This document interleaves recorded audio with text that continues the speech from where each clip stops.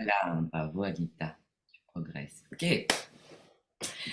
Alors, qu'est-ce que c'est pour vous, l'objectalisation? Qu'est-ce que ça signifie sans être allé sur Google, parce que c'est quand même un terme qui est de la sémantique de la psychologie, qui est quand même... Ah, Emma.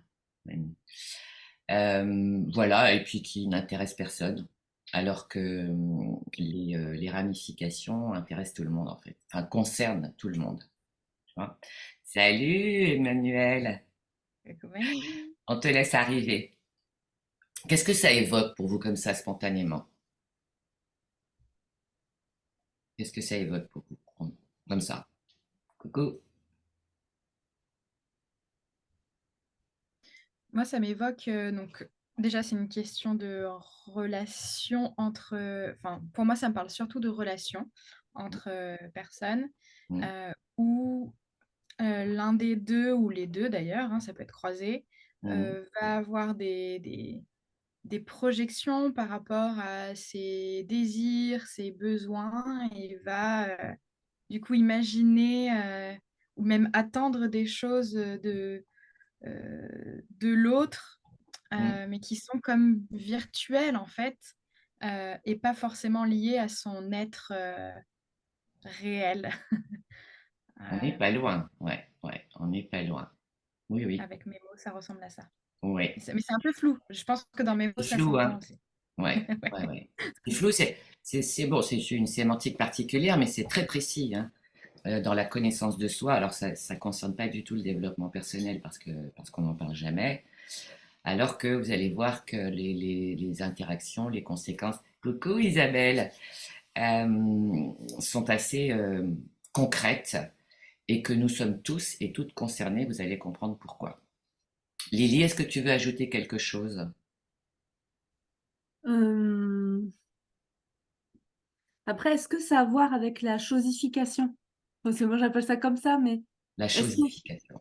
est-ce que c'est bon, c'est pas très français comme terme, hein, Bon, peu importe, mais euh, je comprends l'idée. Oui, la oui, chose. La c'est ce qu'on chose. c'est ce qu'on peut appeler avoir un réseau, en fait, au final, des fois, avoir un réseau de personnes. Non, non, mais je retiens la chose. Et une partie de la réponse est dans le titre. Oui, enfin, ce que je veux dire, avoir un réseau, c'est d'avoir des relations pour utile, pas juste pour se servir de l'autre, en fait. Je sais pas Oui, comment. mais au service de quelque chose d'assez dysfonctionnel. C'est pas D'accord, utile. Tu vois, d'accord. la notion d'utilité, C'est pour combler un vide ou un machin comme ça, quoi. par exemple, Par exemple, par d'accord. exemple, par exemple. Et toi, Alix, t'entends pas, t'entends pas. Voilà, oui. Alors, pour moi, c'est très, très flou. C'est vraiment très flou. Justement, c'est pour ça que ça m'intéressait d'en parler parce que Ouais, j'ai beaucoup de mal à voir voilà, ce que ça peut être géré. Ouais. d'accord. Ok. Pour toi, Isabelle, qu'est-ce que ça représente? Bonjour Isabelle, qu'est-ce que ça signifie? Même si Bonjour, il faudrait que tu me redonnes la question en entier parce que je suis oui, arrivée comme ça à l'arrache. qu'est-ce que Donc, on ça est t'évoque, l'objectivation? l'objectivation ou de la chosification des gens? Alors, la chosification, on peut le garder parce que ça veut dire ce que ça veut dire. C'est l'objectalisation. Objectalisation, très bien. Voilà, objectalisation, donc c'est une sémantique particulière en psychologie. Et c'est pas du tout fantoche ni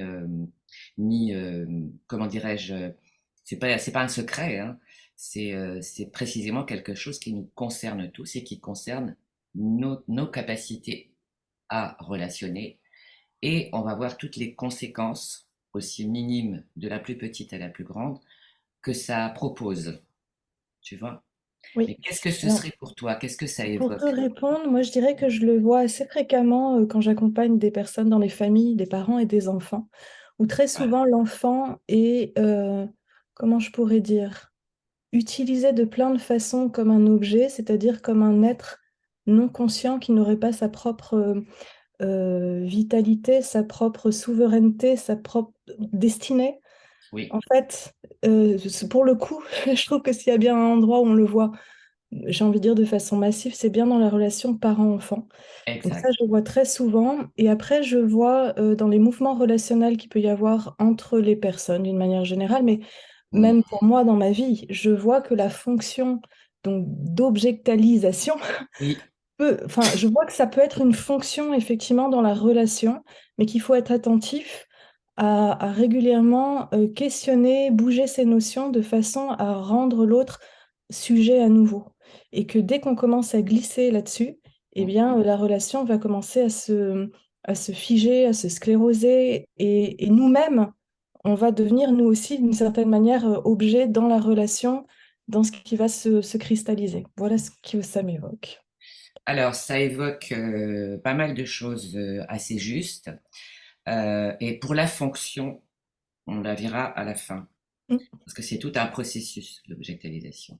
Et oui, ça se met en place, évidemment, dans l'enfance, d'accord? Mais pas que, pas que. Et on va voir comment ça semble assez confus. Et quand on met des mots dessus et des images dessus et des modes relationnels, ça devient évident, tu vois? Il y a pas mal de choses, oui, il y a pas mal de choses intéressantes dans ce que tu as dit. Emmanuel, qu'est-ce que ce serait pour toi? Bonjour Emmanuel. Bonjour. Bienvenue. Qu'est-ce que ce serait pour toi l'objectalisation? Comme Bah, ça, le fait de déshumaniser, de oui, retirer la conscience à l'autre, oui, en tout cas dans la relation, hein, c'est oui, retirer l'émotion de la relation et surtout l'humanité dans la relation. ok. D'objet à objet, il n'y a plus de responsabilité, il n'y a plus. Voilà. Et enfin, une forme de déresponsabilisation. Entre autres.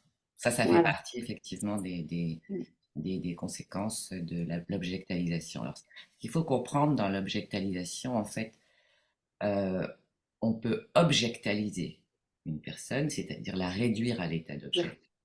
Et on peut se vivre en tant qu'objet. D'accord? On peut se vivre objectalisé. C'est vraiment ça, c'est vraiment réduire à l'état d'objet. Alors, un objet, c'est inanimé. Un objet, tu le montres, hein, comme un joli vase sur une étagère, et puis tu le déplaces.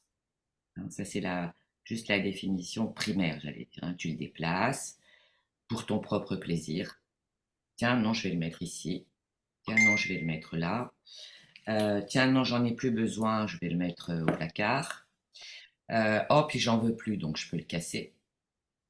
Et puis je peux le recoller aussi. Puis je peux le récupérer. Et puis je peux en faire autre chose. Et puis je peux le recycler. Donc on voit déjà à la base qu'effectivement c'est inanimé, c'est-à-dire sans âme. Ok. Lorsque, alors je répète bien, c'est très important. On peut tout à fait inconsciemment objectaliser une personne, se vivre en tant qu'objet, d'accord? Ou se sentir l'objet de. Vous voyez la littérature, tu es l'objet de mes désirs, tu es l'objet de mon amour, comme je t'aime, mon amour, tu es l'objet de mon amour, d'accord? Euh, Tu es l'objet de mes projections, bien évidemment. Et voilà, tu es l'objet de ma convoitise, ou tu es l'objet de mon intention, ok? Donc on y voit aussi une forme de manipulation, dans le sens où je vais t'emmener dans un endroit pour ressentir ma propre satisfaction. Donc ça s'appelle manipuler, c'est avoir un projet pour l'autre. Donc tu es l'objet de ce que je convoite, en fait.